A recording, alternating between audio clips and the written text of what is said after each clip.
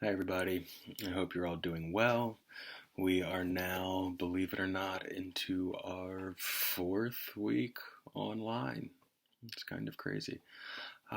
Good work last week. I know that we had our first exam. I didn't hear, fortunately, from very many of you over the weekend. Not that I don't love hearing from you, but what I mean is I am happy that I didn't get a bunch of questions about issues pertaining to the exam, uploading or otherwise.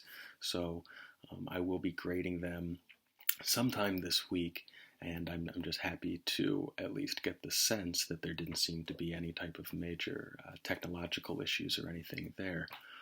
Um, Not a bad job with this week's group discussion questions when we were talking about advertising and monopolistically competitive firms. I would say overall we did slip a little bit there in the group discussion relative to previous weeks, but not too bad and perhaps somewhat understandable given that we did have the exam this weekend. Um, of course, there won't be another exam until the final, so between now and then, we'll just continue to have problem sets and group discussions.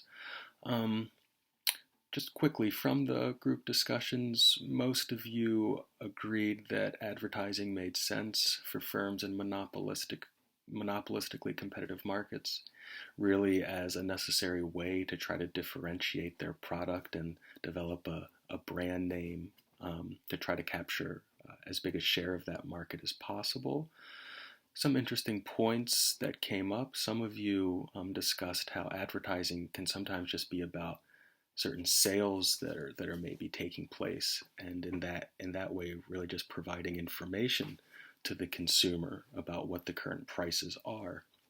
I really like the point that I think was made in Group 6 about how advertising at times might actually be about the company trying to portray a certain viewpoint about a social issue, perhaps, and that advertising can be used to try to capture attention or capture potential buyers based not only on the product, but maybe, again, a social issue that might be particularly relevant.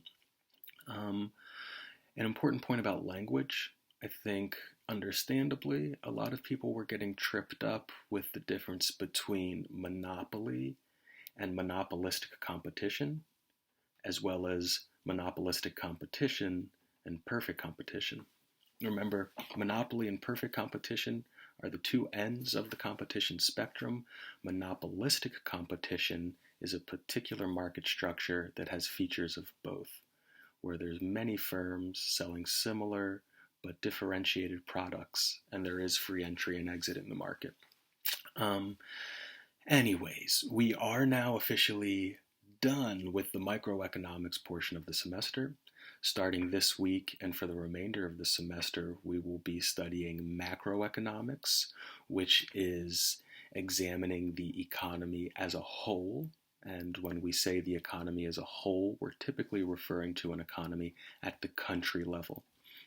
We're going to start this week by learning a number of important macroeconomic indicators that can be used to assess and track the performance of the overall economy. So there are narrated slides available, a group discussion question, as well as a problem set. As always, please just let me know if you have any questions, and I'll see you guys online.